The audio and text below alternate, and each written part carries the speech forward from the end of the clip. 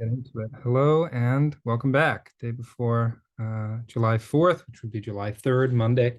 5:30 mindfulness meditation half hour. My name's Casey. Great to see you. I think it was last week that I broadcast from a car, my car, not some random car.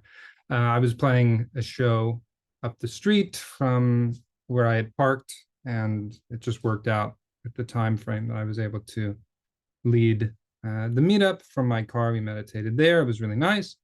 And the day after, I did uh, another video from the comfort of my room so that those who couldn't join live on Monday could get a replay.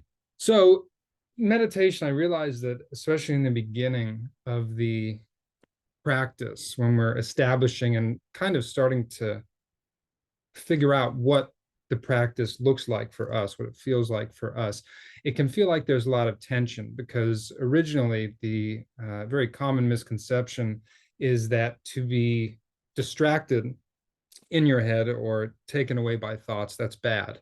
And then to be present in the moment with your breath and staying firmly rooted in the now, that's good.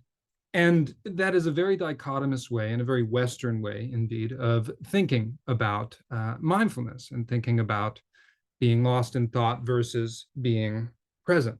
And the fact of the matter is, there isn't a versus there. There's no good or bad. There's no black or white, at least in the principle of non duality that Buddhism talks about. It's not better to be lost in thought or to be present because you can't have one without the other. And when we start to realize that, when we start to practice that, continuing to come back to our breath, continuing to come back to our mantra, perhaps, or the present moment, whatever brings us back, all of a sudden, the distractions that we would normally count as bad or thinking that they somehow discount our practice, those distractions are all of a sudden helping to gently direct us back to the present moment.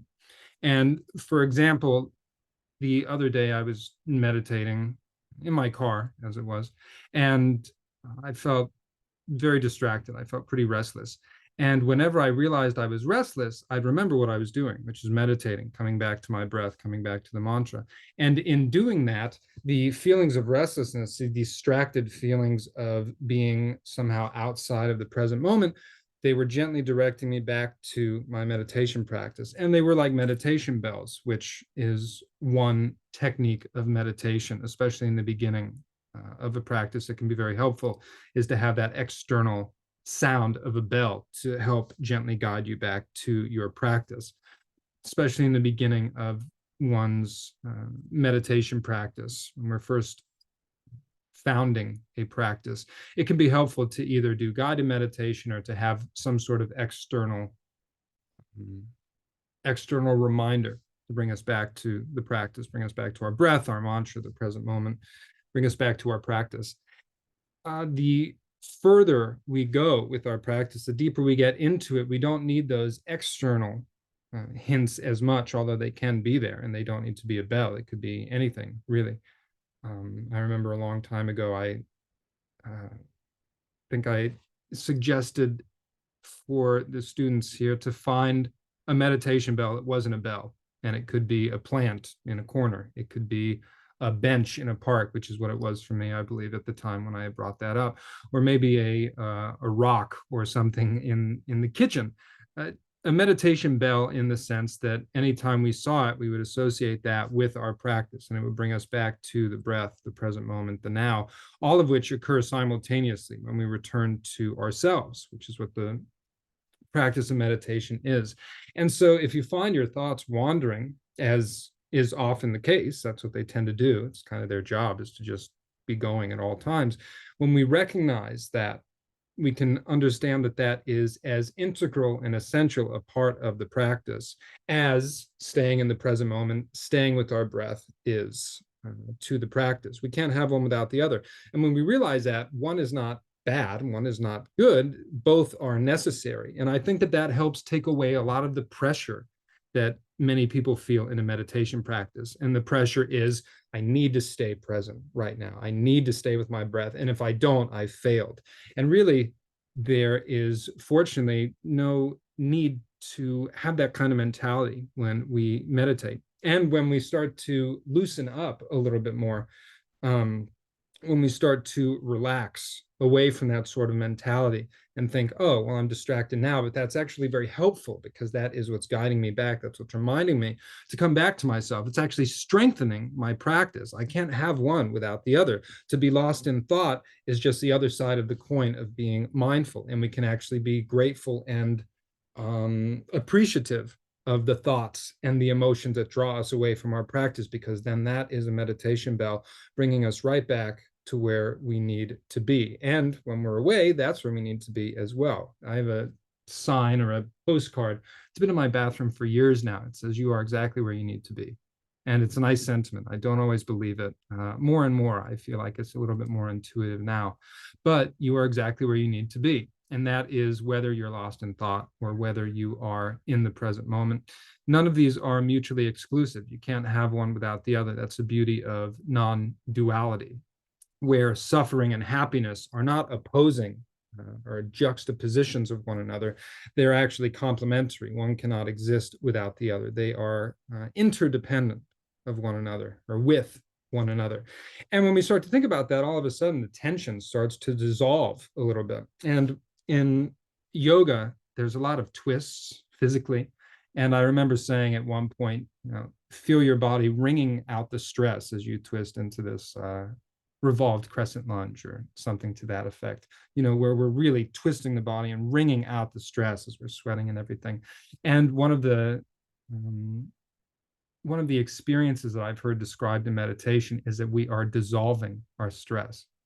And I really like that because stress resides in the body. And again, stress is not necessarily bad. It can be if it accumulates, if it goes unchecked, if we just continue to accumulate stress and no mindfulness, well, that is too much of one thing and not enough of the other. And stress is a killer in many ways, quite literally. To the body, it can be very, very damaging. But if we recognize that there's stress in our body and we continue to come back to our breath, we can start to feel that stress dissolve, much in the same way that we can feel our body physically, on a physical level, starting to release stress and tension and starting to open up and starting to loosen up and relax, starting to wring out that stress, starting to dissolve the stress. Sometimes it helps to have a kind of mental image of what's going on when we meditate. And of course, it's just that. It's just a mental image. It's not necessarily a literal representation, perhaps. Are we literally wringing out the stress? Well, I don't know. You tell me. But words are there to help us along the way. And one of the books that I was reading on the neuroscience of transcendental meditation, which is a mantra-based meditation that I practice, it says that it grows and stimulates a prefrontal cortex, the prefrontal part of your brain, which is where we get our self-control from, our emotional regulation. That's where a lot of the self-control comes from. And that's on the front of our brain. And it's been generally thought from a neuroscientific standpoint, and especially in the study of trauma, that the further back we go in the brain directionally, the further we go towards the back of the brain, that is more what some scientists call lizard brain, or in the sense that it is the more prehistoric or fear-based fight or flight response. That is where we come from, our ancestors. That's more towards the back of the brain. Fortunately, we don't need to fear running from mastodons or saber-toothed lions, at least not in this part of the world. And as such, the back of the brain can be helpful, but oftentimes those alarms are not well received, or they're not relevant. And so when we start to work on the prefrontal cortex, that actually starts to flow towards the back of the brain, or the neural lines, the neural groundwork that we've laid, starting with the front, starts to move towards the back, and it calms down the back of the mind. Now, all of that may look very different underneath a microscope, or underneath the X-rays, or the encephalographs. I forget what the medical tools are. All of that may look different when we see it in that context. But for me, to meditate, it's helpful to remember that I'm investing in my prefrontal cortex. And as such, I can almost feel those waves of relaxation or the mindfulness that goes into the prefrontal cortex, making its way towards the back of my brain, which is where a lot of restlessness and anxiety and fight or flight response or fear comes from, towards the back of the brain. Now, whether or not that's actually happening in the way that I see it might not be accurate, but it's not really that important because that's what's helping me derive a deeper understanding of my meditation practice. And so, whether it's wringing out stress physically from the body, whether it's dissolving stress and feeling that dissolution of stress and tension in your body as we meditate, whether it's recognizing that we are activating and engaging and growing and changing the prefrontal cortex and allowing those changes to work their way towards the back of the brain, all we're doing is strengthening the understanding and conceptualization of our practice, our personal meditation practice. And there's so many different ways to do that, starting with recognizing that being lost in thought is not the enemy, and being in the present moment is not the only or singular goal of meditation. We spend more time in the present moment the more we meditate, and that certainly serves us more on a lot of different levels, almost across the board. But we would not know what it's like to be mindful, to be present, to be at peace, unless we also recognize and understand what it's like to be lost in thought, tense, stressed, out of the now, as it were. Our attention is out of the now. Everything we do is in the present moment. Everything we experience is the present moment, but our mind does not see it that way. Our mind has a difficult time understanding what the present moment is.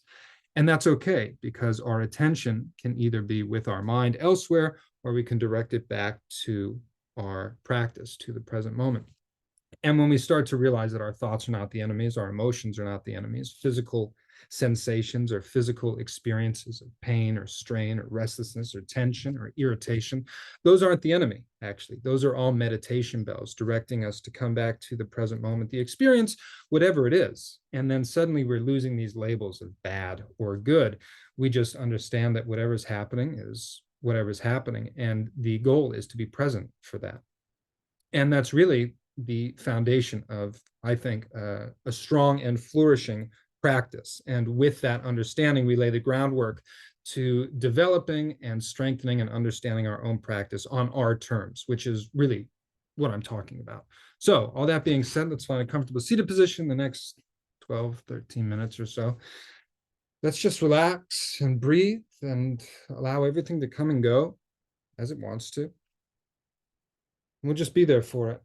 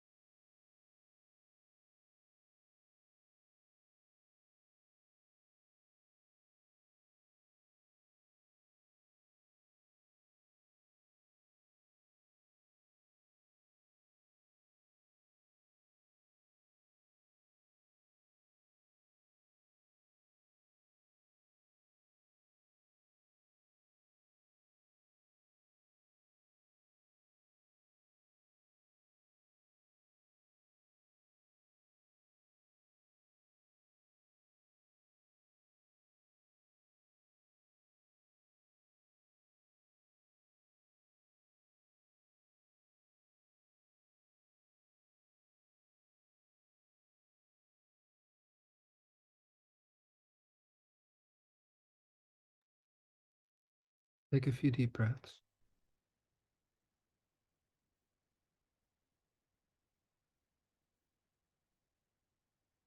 When you're ready, gently blink your eyes open.